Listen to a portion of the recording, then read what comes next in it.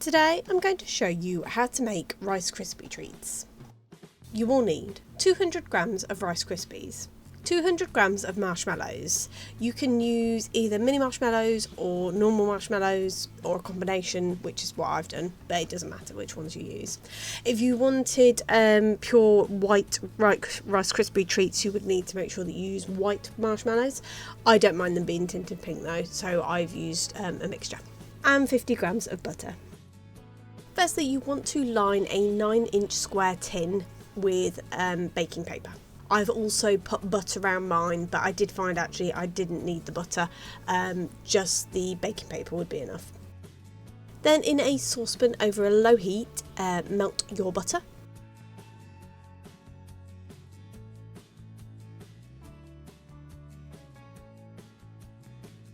And then once melted, add your marshmallows and melt and stir to combine.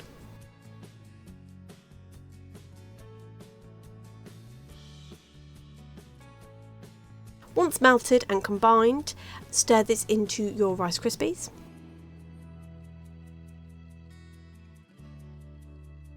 And it may take a bit of time, but it will combine and it will coat all the Rice Krispies with your marshmallow mix. But yeah, keep stirring until it's all combined. And then add this into your pre-prepared tin.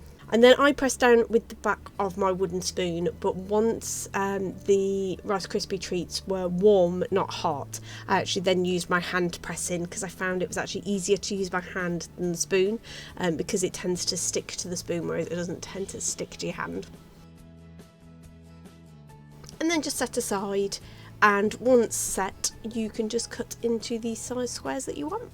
And as an additional, if you wanted to, you could drizzle some chocolate over the top. I didn't in this case, but it is something that you could do if you wanted to.